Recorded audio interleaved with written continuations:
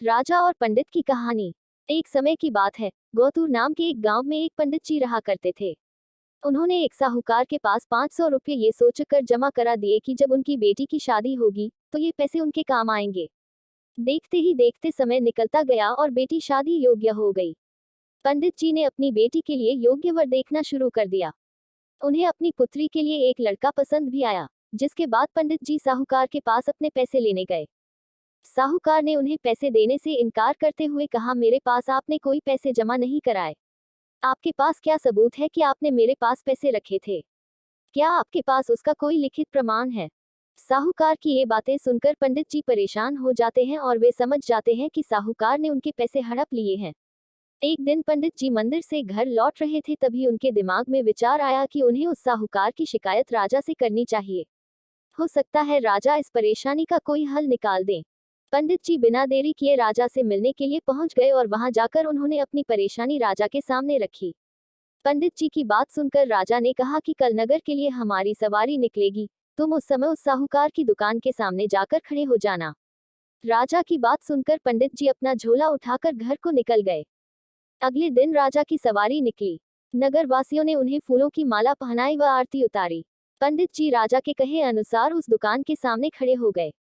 राजा की सवारी साहूकार की दुकान के सामने आई तो राजा ने पंडित जी को देखा कर प्रणाम किया और उनसे कहा कि आप यहाँ क्या कर रहे हैं? आप हमारे गुरु हैं, आप हमारे साथ बग्घी में चलिए।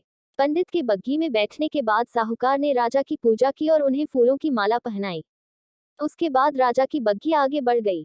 पंडित जी को कुछ दूर आगे जाने के बाद राजा ने बग्घी से उतार दिया और बोला कि मैंने अपना काम कर दिया है, अब आगे देखो क्या होता है।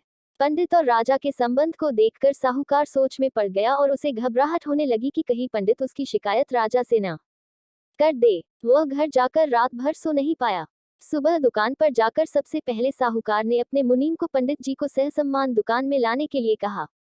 मुनीम पंडित जी को ढूंढने निकल गया। कुछ देर बाद पंडित जी उसे नगर में एक पेड़ की छाव में आराम करते हुए नजर आए। मुनीम ने पंडित जी को कहा कि साहूकार ने उनको दुकान में लेकर आने के लिए भेजा है। मुनीम पंडित जी को सम्मान के साथ दुकान लेकर जाता है। साहूकार पंडित जी को आदर सम्मान के साथ बिठाते हुए कहता है, मैंने पुराने खाते की अच्छी तरह जांच की और उसमें आपने मुझे 500 रुपए दिए थे, इसकी जानकारी मिली है।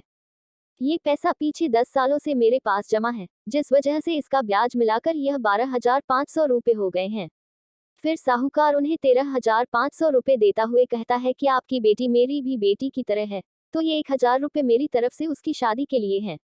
साहूकार ने पंडित जी को 13,500 रुपए देकर बड़े ही प्रेम के साथ विदा किया। इस तरह पंडित जी को उनके अपने पैसों के साथ ही उसका ब्याज और शादी के लिए साहूकार की तरफ से 1,000 रुपये अतिरिक्त मिल गए। कहानी से सीख, अगर कोई किसी को परेशान कर रहा है तो उसके सामने गिड़गिड़ाने की बजाय ऐसे व्यक्ति से मदद मांगे जो इस समस्या से उसे निकाल सकता है।